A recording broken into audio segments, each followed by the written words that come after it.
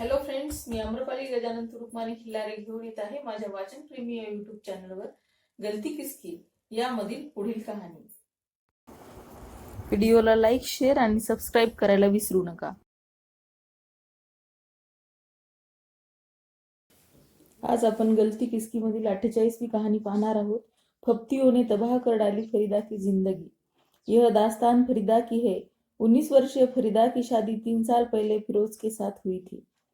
अपनी 8 महीने की बेटी के साथ अब वे किराए के मकान में रहती है. फरीदा 60% जली हुई है. उसका चेहरा बिगड़ गया है. फरीदा ने बताया कि मैं अपने 4 भाई बहनों में सबसे बड़ी हूँ. मेरा शोहर गोश्त की दुकान चलाता है. मेरे अब्बू रिक्शा चालक है और अम्मी घर का कामकाज करती है. अम्मी की बीमारी की वजह से मैं 7वीं कक्षा से आगे नहीं पढ़ सकी. हालांकि मेरे अब्बू की आमदनी अधिक नहीं थी, फिर भी वे चाहते थे कि हम सब पढ़ाई जारी रखें. मैं गोश्त खरीदने के लिए अक्सर फिरोज की दुकान पर जाती थी. धीरे धीरे मैं उसकी ओर खींचती चली गई. वह मुझसे उम्र में कुछ बड़ा लेकिन बहुत गठीला नौजवान था. जिस वक्त फिरोज ने मुझसे शादी की उस वक्त मेरी उम्र तकरीबन 16 साल की थी. धीरे धीरे हमारे प्यार की जानकारी हम दोनों के परिवार वालों को भी हो गई, मगर वे शादी के लिए राजी नहीं थे. हालांकि हम दोनों के मजहब एक ही था, मगर फर्क यही था कि वह हिंदुस्तानी और मैं बांग्ला मुस्लिम थी. हमारे वालिदैन माता पिता के मुताबिक हमारी जोड़ी चलने वाली नहीं थी, इसलिए शादी का कोई सवाल पैदा ही नहीं होता था. फिरोज की बेवा माँ हमारी शादी के सख्त खिलाफ थी. उधर फिरोज ने भी मुझे साथ लेकर कहीं भाग जाने का विरोधी था. उसने किसी तरह अपनी माँ को राजी कर लिया और कहा कि एक न एक दिन वह मेरे घर वालों को भी शादी के लिए रजामंद कर लेगा. उसने हमारे वालिदैन से कई बार मुलाकात की, लेकिन हर बार वे उसे बेरंग लौटा देते. एक दिन वह इलाके के 50-60 सम्मानित बड़े बूढ़ों को लेकर हमारे घर आ धमका. उन्होंने हमारे अब्बू के तमाम तरह का भरोसा दिलाया. उन्होंने कहा कि लड़का कमाऊ और खूबसूरत है, उसका निजी मकान और कारोबार है. आखिर और क्या चाहिए. हाँ, खुदा न खास्ता अगर कोई ऊंच नीच हो भी गई तो हम लोग हैं, हम सब ठीक कर देंगे. आपकी लड़की वहाँ हर तरह से खुश रहेगी. उनकी बातों का अब्बू पर असर हुआ और मेरे आशिक के साथ मेरी शादी हो गई.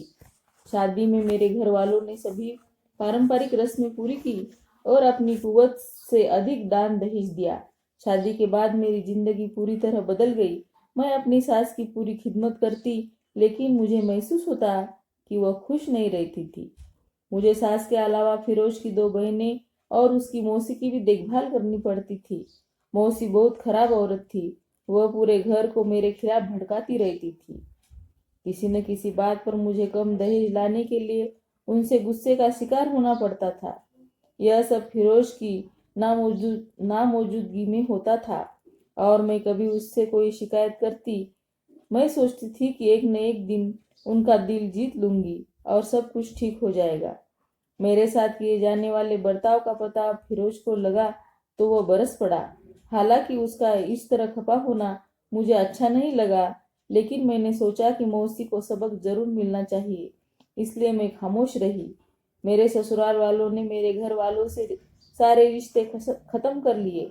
वे मुझे परेशान करते और बदले में फिरोज से अपमानित होती. मुझे अपने वालिदैन से मिलने की इजाज़त भी न दी जाती. कई बार मैं रूठ जाती तो गलतफहमी में फिरोज भी मुझे भला बुरा कहता. इस तरह 2 साल बीत गए. जब हालात बहुत खराब हो गए तो हमने नवज्योति के सलाहकारों की मदद ली. उनके हस्तक्षेप से हम मियाँ बीबी अलग रहने लगे. खुशियाँ हमारी जिंदगी में एक बार फिर लौट आई. कुछ अरसे तक फिरोज अपने घर वालों से कतई नहीं मिला, लेकिन उसके बाद उनसे मिलने जाने लगा. वह बदलता जा रहा था.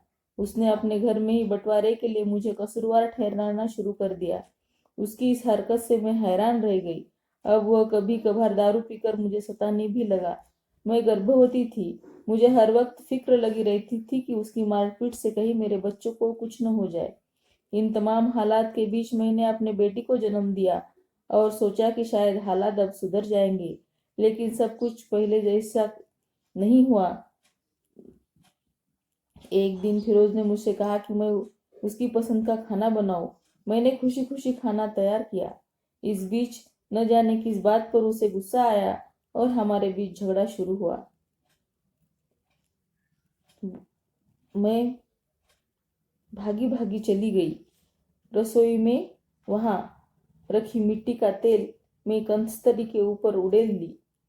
मैंने फिरोज को धमकाया कि अगर वो खामोश नहीं होगा तो मैं आग लगाकर जान दे दूंगी। वह मुझे बचाने के लिए भागा और घर की सारी माचिसें छिपा दी।